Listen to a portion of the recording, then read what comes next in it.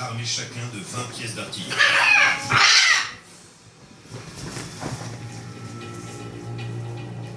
Une seule de ces tours subsiste, et peu de gens sont autorisés à y pénétrer.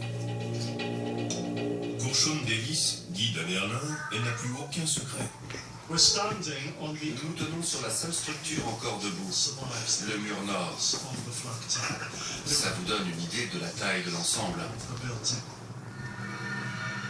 Ces tours allaient rapidement devenir les principales défenses de la capitale nazie. Mais il a fallu attendre le début du bombardement allié sur la ville pour qu'elle voie le jour. Lors du premier pilonnage britannique, Berlin était faiblement protégé. Tout simplement parce que les nazis n'ont jamais imaginé que des forces aériennes ennemies pourraient bombarder l'Allemagne. Hitler doit à tout prix protéger Berlin, la capitale de son futur empire. Les nazis se sont immédiatement lancés dans un programme de construction d'abris et de forteresses afin de protéger les villes contre de futurs raids aériens. Et c'est Hitler qui était aux manettes. Il dessine les tours et confie le chantier à son architecte préféré, Albert Speer.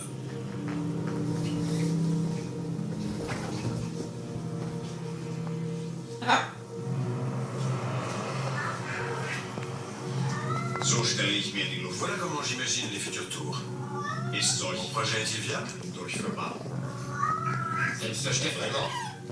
Elles seront imprenables. Protégeront notre merveilleuse ville pendant des siècles. Bien. Albert Speer est un personnage très intéressant. Il est architecte, il approuve Hitler et adhère au nazisme. Mais c'est aussi un homme extrêmement capable, d'une grande intelligence et très motivé. Pour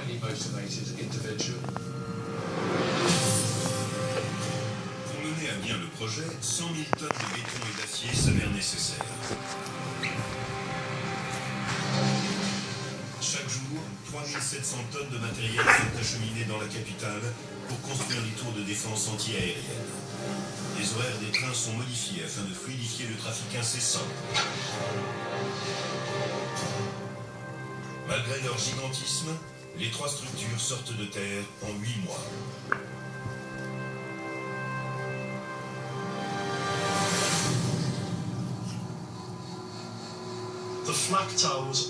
Ces tours devaient permettre aux canons les plus puissants de l'arsenal allemand de surplomber la ville et d'avoir un rayon d'action maximal.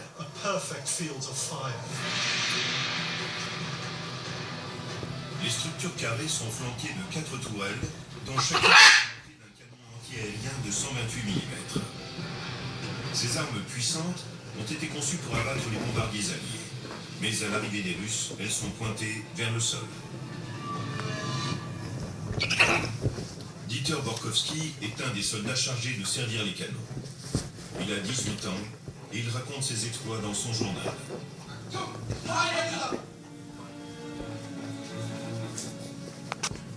En 1945, pour défendre la capitale, l'armée allemande ne compte que des jeunes soldats inexpérimentés.